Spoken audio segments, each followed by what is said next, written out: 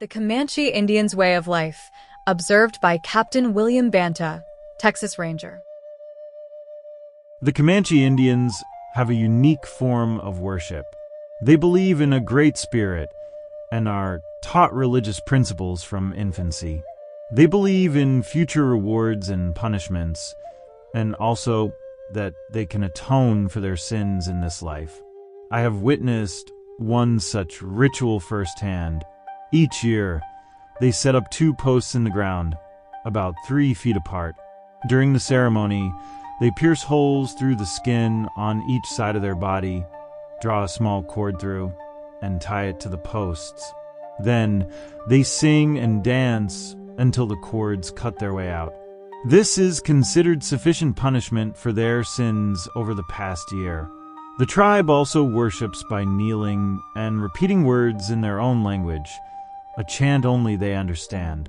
I often wondered whether God understands them. After this part of the ceremony, they rise, turn their eyes toward the heavens, and sing for a few minutes. Then the drum beats, and they march around the drummer, pointing skyward. When the music stops, they kneel again, placing their heads to the ground, and repeat another chant that is difficult for me to comprehend. At the final tap of the drum, they rise, shake hands all around, and return to their tents. I once spoke with an Indian who could speak some English and asked about their beliefs.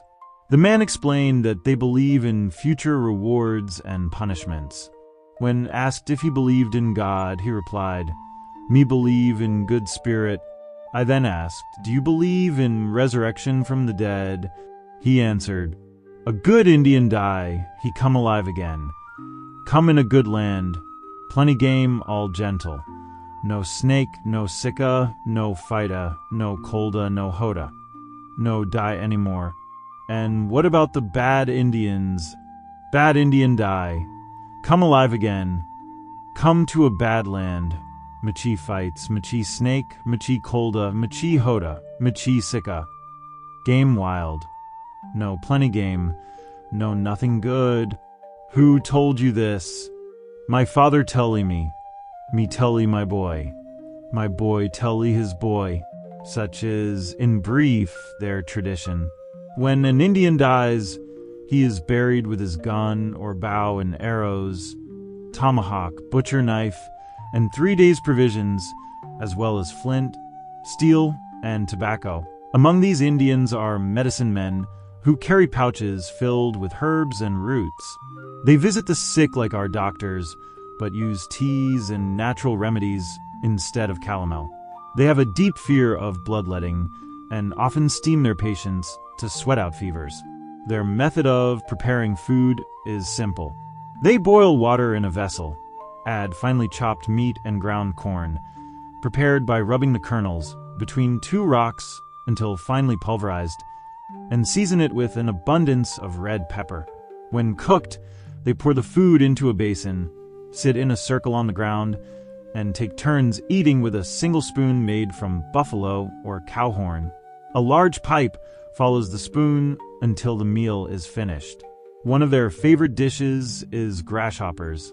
They dig a hole in the ground, build a fire, and then go on a grasshopper hunt. When they have gathered enough, they toss them onto the embers, stirring them like corn until they are browned. Then, using a paddle, they lift them from the ashes and eat them. Their physical training is impressive.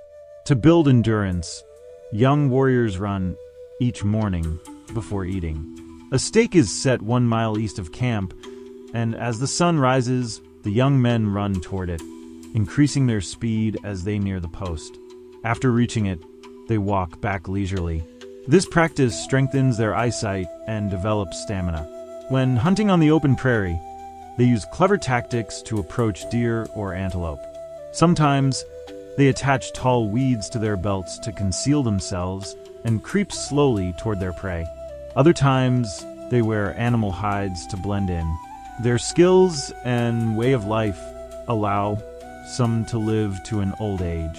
They consume little salt, no stimulants, and nothing extremely hot or cold.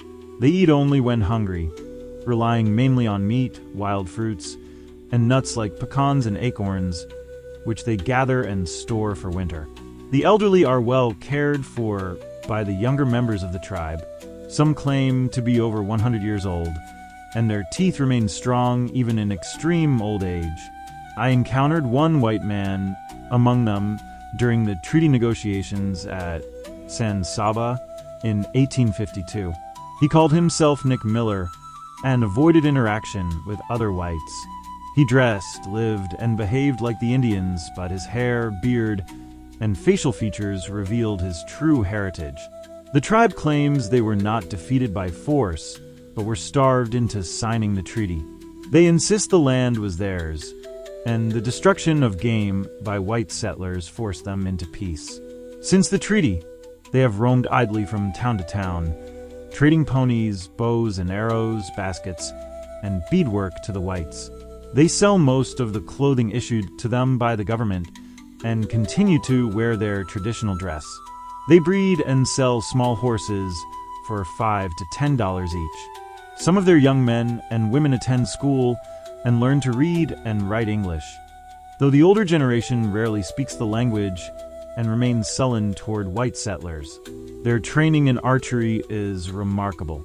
Young boys and girls, ages 8 to 20, line up with bows in hand. One child rolls a hoop down the row, while the others shoot arrows at it until someone stops it by piercing it with an arrow.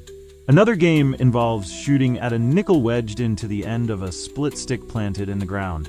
The rule is simple. Whoever knocks the nickel off wins it. Remarkably, they succeed about 3 times out of 12 shots. Both boys and girls participate in these sports. Another skill they develop is using the lance. They practice by galloping past a tree at full speed and throwing the lance into it. Their horseback archery skills are equally deadly. They can fire arrows with precision while riding at full speed, sometimes hanging off one side of the horse, using the animal as a shield. If necessary, soldiers would shoot their horses to unseat them, as it was often impossible to hit the riders. In battle, they fight in a unique formation, spaced 8 to 10 feet apart, constantly moving except when shooting. Their agility makes them difficult targets.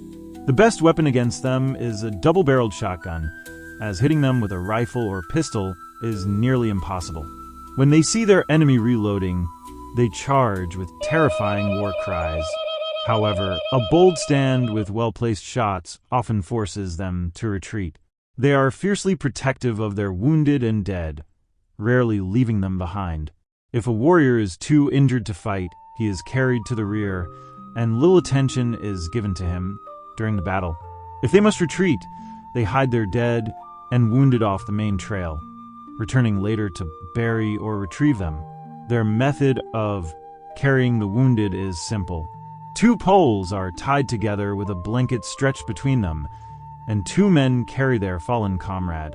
For the dead, they lash the body to a horse and take it to a burial site, often a cave, a bluff, or a shallow grave covered with stones. However, wolves sometimes dig up the remains. Their way of life, honed through centuries of survival, has made them formidable warriors and expert horsemen.